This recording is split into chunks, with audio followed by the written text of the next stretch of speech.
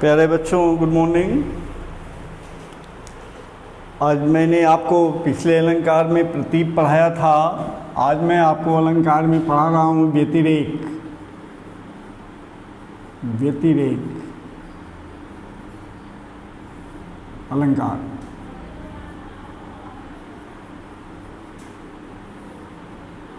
और पिछले टर्म पर पढ़ाया था प्रतीप।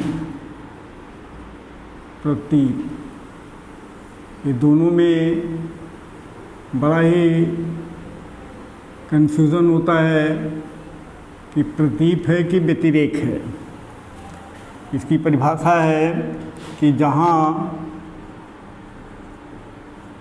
काव्य में उपमेय को उपमान से श्रेष्ठ बताया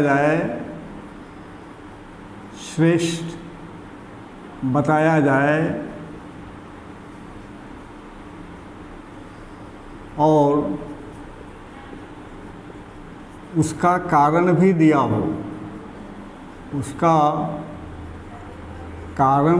हो,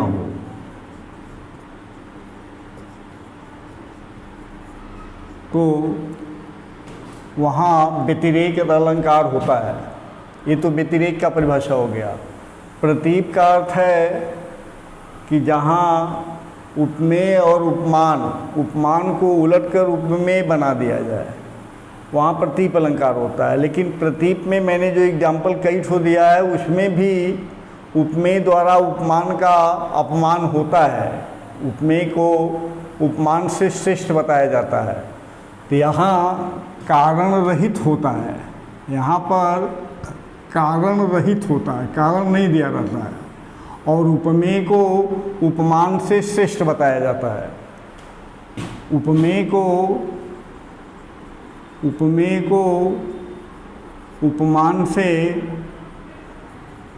उपमान से श्रेष्ठ बताया जाता है, लेकिन कारण नहीं दिया रहता है। ठीक है। या उपमेय को उपमान को उपमेय बना दिया जाता है, उपमेय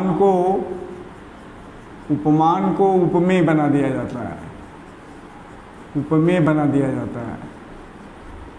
ये दोनों कारण हैं, दोनों जगह प्रतीप होता है।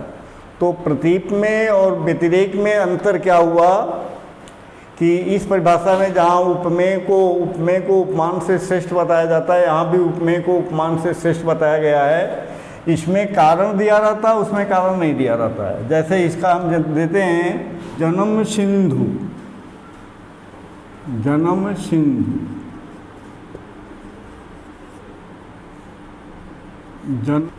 पुनि बंधु विष।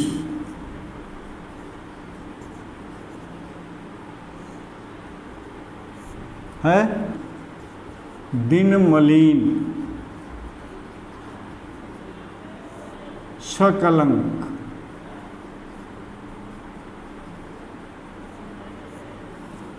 है ये सब उसके दुर्गुण हैं। किसके?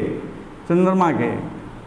शियमुख समता पाव किम, शियमुख समता पाव किम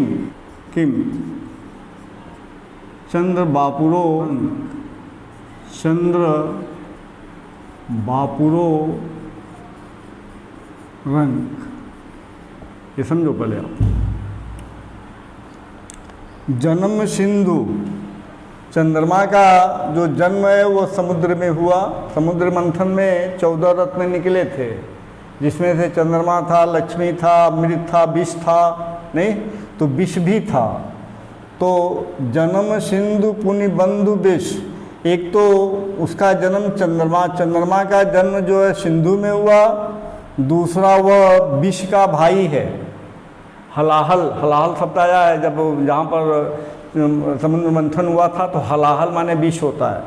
तो हलाहल माने विष होता है, तो हलाहल भी निकला था, अमृत भी निकला था और चंद्रमा भी निकला था। तो हलाहल माने विष, वह विष का भाई भी हुआ। तो विष का भाई है तो कुछ तो असर रहेगा। दिन मलिन, वह दिन में मलिन रहता है, दिन में दिखाई नहीं देता, चमकता ही नहीं है, ठीक है। और कलंक युक्त है, उस पर धब्बे याद दिखाई देते हैं, कलंक युक्त है।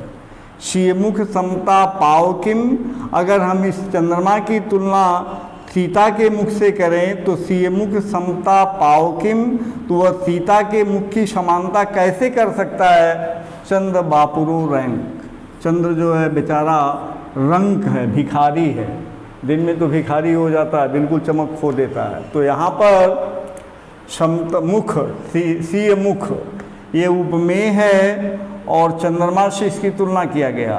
चंद्रमा उपमान है, बताया गया कि उपमेय उपमान से अधिक श्रेष्ठ है। यहाँ पर देखिए श्रेष्ठता सीता की है कि चंद्रमा में ढेर सारे दोष गिना दिया, कवि ने दोष गिना दिया और कारण दिया कि क्यों चंद्रमा जो है सीता के मुख की तुलना नहीं कर सकता, क्यों नहीं कर सकता, तो उसका कारण दिया। ठीक, तो उपमेय को उपमान से श्रेष्ठ बताया जाए और उसका कारण भी दिया हो, तो जब कारण दिया रहेगा तब व्यतिरेक होगा, और यदि कारण नहीं दिया हुआ है तो व्यतिरेक नहीं होगा। जैसे जह राधा, ये दिए हुए हैं प्रतीक में, जह राधा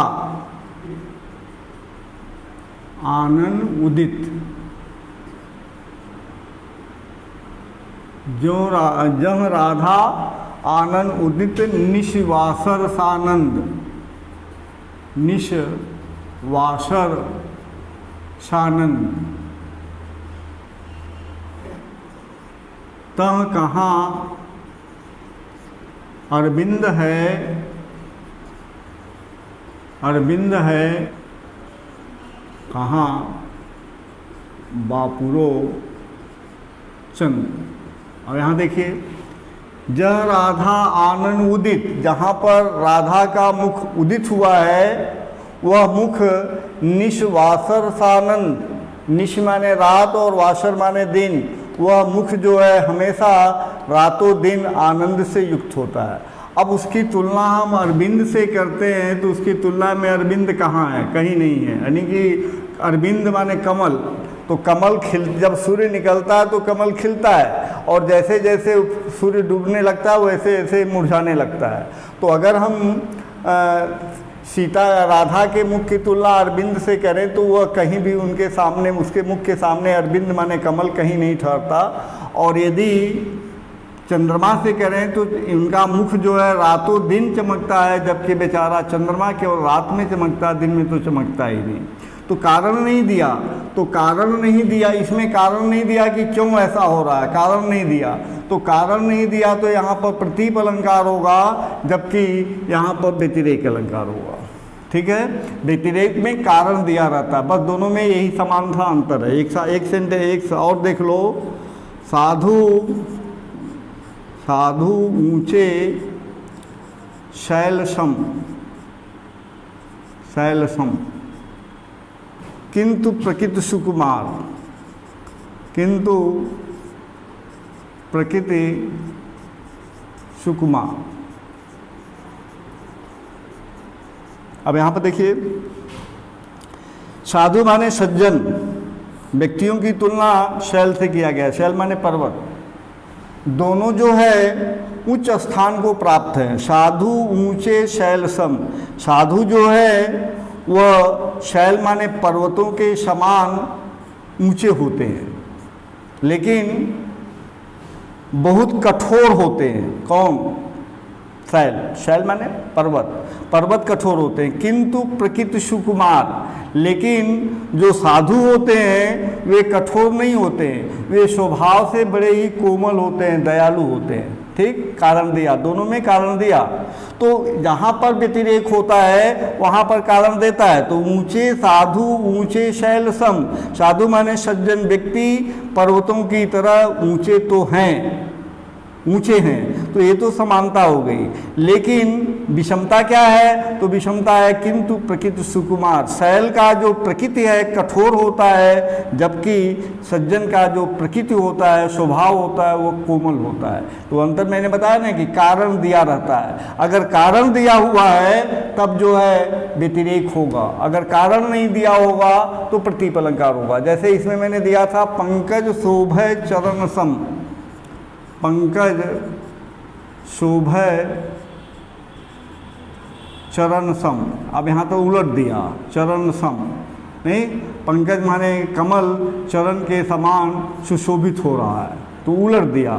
तो प्रतीप का अर्थ ही होता है उल्टा, यहाँ पर उल्टा होगा। या अगर आप उपमेय का अपमान करेगा भी तो कारण नहीं दिया रहेगा, तो कारण नहीं दिया रहेगा तो प्रतीप होगा, और अगर कारण दे देगा तो व्यतिरेक होगा। यही प्रतीप में और व्यतिरेक अलंकार में ये अंतर है, ये कंफ्यूज करता है नहीं। तो आप जैसे इस लाइन को देखकर आप ये कंफ्यूज कर सकते हैं कि व्यतिरेक है कि प्रतीप है। तो यहाँ पर कारण नहीं दिया गया तो प्रतीप है, और यहाँ दोनों में कारण दिया गया तो ये व्यतिरेक है। ठीक है, तो आज ये दो अलंकार मैंने तुलना करके बताया।